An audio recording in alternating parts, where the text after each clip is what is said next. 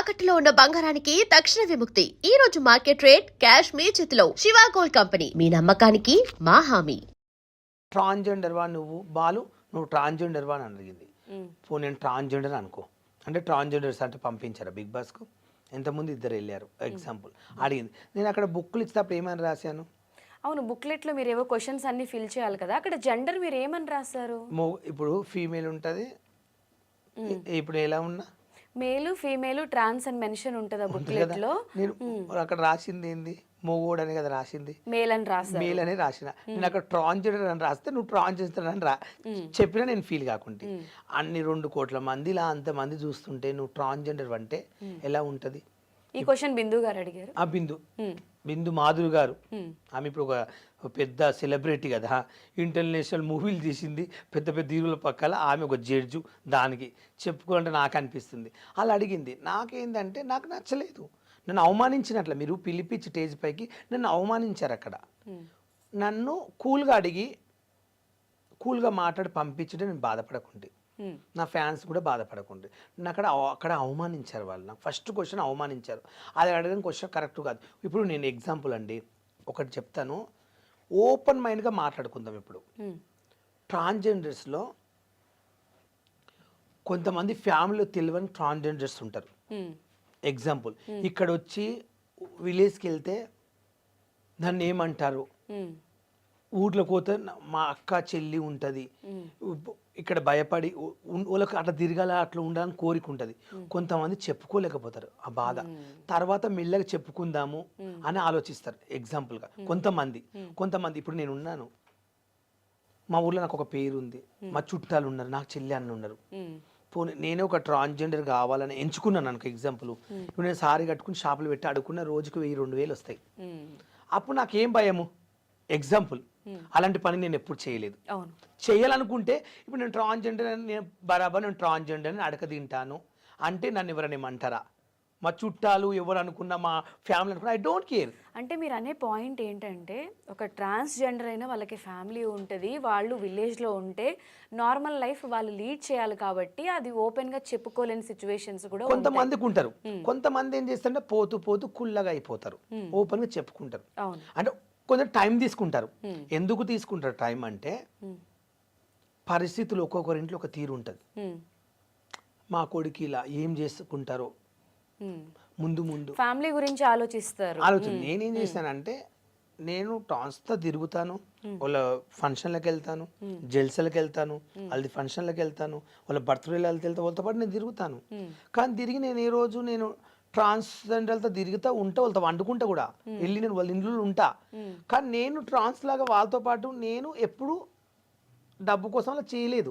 అలా చేస్తే అనుకో, అవును నేను కూడా వెళ్ళాను మేడం, కట్టుకుని వాళ్ళతో పాటు నేను బస్తీలకు వెళ్ళాను, అడుకున్నాను చెప్పొచ్చు. ఆ మధ్య కాలంలో చీరలు కట్టుకుని కూడా రీల్స్ చేస్తుంటే కింద కమెంట్స్లో కొంతమంది మన దగ్గర కూడా లేవు చీరలు అలాంటి చీరలు ఉప్పలు వాళ్ళు కట్టుకుంటున్నాడు అని కొంతమంది పెడితే, ఫస్ట్ అబ్బాయి అన్నాడు, ఇప్పుడు ట్రాన్స్ కాబట్టి చీరలు కట్టుకుంటున్నారని మీ ఇన్స్టాగ్రామ్లోనే మీకు వచ్చిన కమెంట్స్ కదా, అవి చూసినప్పుడు మీకు ఏమనిపించింది? నేనేమనుకున్నా అంటే, నా ఫ్యామిలీ కోసం మనీ వస్తుంది నాకు, మా ఇంటి వాళ్ళు హ్యాపీగా ఉంటున్నారు, నా వల్ల వాళ్ళు 8 మంది బతుకుతున్నారు. ఒకవేళ నేను అలా చేయకుండా అన్ని మానుకుంటే నా జీవితానికి మా ఫ్యామిలీ బతకరు. ఫస్ట్ ఆఫ్ ఆల్ ఇప్పుడు మీ ఇంట్లో వాళ్ళందరినీ మీరే చూసుకుంటున్నారు? నేనే చూసుకుంటున్నాను. బాలు గురించి అంటే ఆయన చెప్పడం పక్కన పెడితే, ఆయన గురించి బాగా తెలిసిన ఒక పర్సన్ని నేను అడిగాను.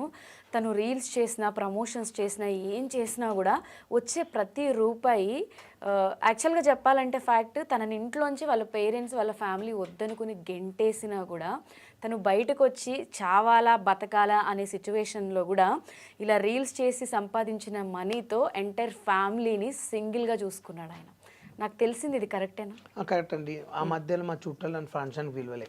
కొంతమంది వద్దు నువ్వు రావద్దు, ఇట్లా అందరినీ ఇట్లా అంటున్నారు బయట టాక్. రేపు నాడు నీకు ఎవరన్నా మరదల్ని పెళ్లి చేసిన అమ్మాయిని ఇవ్వాలని కూడా ఆలోచిస్తున్నారు. నువ్వు ఆ ఫంక్షన్కి వస్తే ఇట్లా చేస్తున్నావంట వీడియోస్, వాళ్ళు ఎంబడి తిరుగుతావంట. అంటే మా విలేజ్కి మా ఇంట్లో గృహప్రవేశం అయినా, మా డాడీ చచ్చిపోయినప్పుడు కూడా నాకు ట్రాన్స్జెండర్సే వచ్చారు. చుట్టాలు ఎవరు రాలేదు? అప్పుడు కొంతమంది వచ్చారు, కొంతమంది రాలేరు. అప్పటికి మా విలేజ్, ఇప్పుడు మా విలేజ్కి వెళ్తా కదా, మా ఇంట్లో ఏ ఫంక్షన్ ట్రాన్స్జెండర్ చాలా మంది వస్తారు. ఎందుకు వస్తారంటే అది కూడా చెప్తా. నాకు అన్నం లేనప్పుడు వాళ్ళు అన్నం పెట్టినారు, వాళ్ళు నన్ను బాగా చూసుకున్నారు. ఆ టైంలో వాళ్ళ దగ్గర నేను ఎక్కువ జర్నీ చేసిన, వాళ్ళ దగ్గర నేను ఎక్కువ సంవత్సరాలు ఉన్నా. అలాంటి ఫ్రెండ్షిప్ నేను సెలబ్రేట్ అయినంత మాత్రంలో వాళ్ళు మర్చిపోయి కొత్త వాళ్ళు పరిచయం అయినని చెప్పి మనం వదిలేయలేం కదా. మా డాడీ చచ్చిపోయినప్పుడు నా కోసం ఆటో వేసుకుని మా ఊరికి 120 కిలోమీటర్స్ వచ్చిండ్రు, 6-7 మంది వచ్చిండ్రు. 200 వాళ్ళకి ఏం అవసరం, బాలు మన దగ్గర ఉన్నాడు, మన ఫ్రెండ్ అని వచ్చారు. మా ఇంట్లో ఏ దావత్ అయినా వాళ్ళని పిలుస్తాను, ఏ ఫంక్షన్ అయినా రమ్మంటాను. ఎవరో ఏమనుకుంటున్నారు పక్కింటోళ్ళు, ఎవరో సమాజంలో ఏదో అనుకుంటారని చెప్పి మనకు ఆపదకున్నప్పుడు ఆదుకున్న వాళ్ళు మనం ఇలా మర్చిపోతాం. అసలు మీ నాన్న చచ్చిపోయినప్పుడు కూడా అంటే చుట్టాల కంటే వీళ్ళే ఎక్కువ వచ్చారు అంటే అది ఎమోషనల్ టైము. ఒక పర్సన్ చచ్చిపోయారు, ఎంటైర్ ఫ్యామిలీని మీరు ఇప్పుడు పోషిస్తున్నారు. ఆ టైంలో వచ్చిన వాళ్ళకి ఆబ్వియస్లీ మీరు వాల్యూ ఇస్తారు. నేను ఇప్పటికైనా వాళ్ళకి ఇస్తాను. ఎప్పుడు మనకు ఆపద ఉన్నప్పుడు రూపాయి హెల్ప్ చేసిన వాళ్ళని ఇప్పుడు నేను ప్రేమిస్తున్నా. హార్ట్ఫుల్గా చెప్పాలంటే నాకున్న బావల సరుకులు కూడా నాకు అప్పుడు ఎవరు చూశారో నేను ఇప్పుడు వాళ్ళనే దగ్గర తీస్తా. నేను ఏ స్థాయిలో పోయినా, సెలబ్రేట్ అయ్యి బిగ్ బాస్ పోయినా, బిగ్ బాస్ కోకుండా పెద్ద పెద్ద సినిమాలు చేసినా కూడా నన్ను ఫస్ట్ ఎవరు దేకిందో నేను వాళ్ళకే రెస్పెక్ట్ ఇస్తాను. ఎప్పటికైనా ఎవరు ఏమనుకున్నా ఐ డోంట్ కేర్. నేను బతికేది నా ఫ్యామిలీ కోసం. వాళ్ళు ఎందుకు ఫ్యామిలీ అంటే అంత పిచ్చి? ఎందుకంటే చుట్టాలు ఇరుగు పొరుగు వాళ్ళు అలా ఇలా అనుకుంటారని చెప్పి సొంత ఫ్యామిలీయే రోడ్డు మీద గెంటేస్తే అది చిన్న విషయం కాదు, ఒక పెద్ద హార్ట్ బ్రేక్. అంటే మన వాళ్ళే మనల్ని అర్థం చేసుకోనప్పుడు అసలు చావాలా బతకాలా అనే ఇదిలో మనం ఉండిపోతాం ఎవరైనా కూడా. నిజం చెప్పాలంటే మా అన్నయ్య, సొంత మా అన్నయ్య అనుకో, మా అన్నయ్యకు 3 ఆడపిల్లలు, ఆటో నడిపిస్తాడు. ఆయన రోజు ఆటో నడిపించిన 300-400 వస్తాయి. మా వదిన కూలి పనికి వెళ్తుంది. అప్పుడు నేను ఫేమస్ అయిన కొత్తలో మా వదిన ఏ రోజు నేను వెళ్ళినా, ఈ రోజు వాళ్ళు నేను ప్రేమిస్తున్నా, కానీ మా వదిన ఏ రోజు అన్నం తింటావా మరిది అని కూడా అడగలేదు ఇప్పటి వరకు. ఇప్పుడు అడుగుతూ, అప్పుడు కొత్తలో అప్పట్లో అడగలేదు. నన్ను తొలగించినప్పుడు ఇంటికి అక్కడ నేను వెళ్ళిన మా అక్కకి వేరే ఇల్లు ఉంటుంది, మా పాతిల్లు ఇది, మా అన్న వాళ్ళది, అంటే పుట్టినిల్లు ఇది. అక్కడ మా అక్క ఉంటుంది, భర్త చనిపోతే మా ఊర్లో మా అక్కకి ఇల్లు కట్టించిన 9 లక్షలు పెట్టి. మీరే కట్టించారు? నేను ఒక్కనే కట్టించిన. చిట్టగల రూపాయి జమ చేసి చిట్టిలేసి ఆమెకి ఇల్లు కట్టించిన.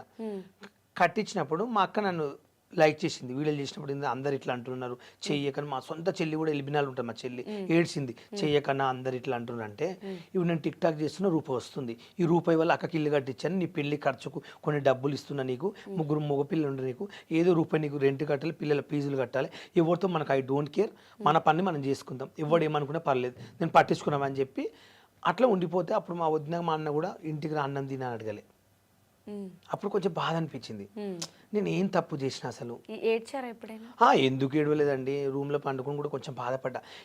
బాలు అంటే యాక్టివ్ గా నవ్వుతూ కనిపిస్తారు, అసలు బాలు నేను అనుకోలేదు ఏంటంటే నేనేం తప్పు చేస్తున్నా పోనీ అంటే ఒక ట్రాన్స్జెండర్ తిరిగినంత మాత్రంలా మనం తప్పు పట్టడం ఏంది, వాళ్ళు కూడా ఒక మనుషులే కదా, వాళ్ళు నాకు ఒక ఫ్రెండ్లా గౌరవించారు కదా, అలా అనడం ఏంటంటే వాళ్ళు మనుషులు కదా, వాళ్ళకి ఒక కోరికలు ఉన్నాయా, అట్లా దూరం పెడితే నేను లైట్ తీసుకున్నా, ఐ డోంట్ కేర్ అనుకున్నా. తర్వాత ఫేమస్ అయినాక కొంచెం డబ్బులు వస్తుంటే అప్పుడు మా వదిన మా అన్న దగ్గర తీశారు. నేనేమనుకున్నా అంటే మా అన్న నా రక్తం, మా అన్నయ్య సైలెంట్ ఉంటాడు, మా అన్నయ్య ఎవరితో, మా అన్నయ్యకు ఊర్లో మంచి పేరుంది, ఊర్లో వంటలు చేస్తాడు మా అన్నయ్య ఎవరితో మాట్లాడు, కొట్లాడు గొడవ ఆయనకు నచ్చదు, ఊళ్ళో నల్లకాడ గొడవ అయినా ఊళ్ళో లొల్లి పెట్టుకోవాలంటే నేనే నెంబర్ 1.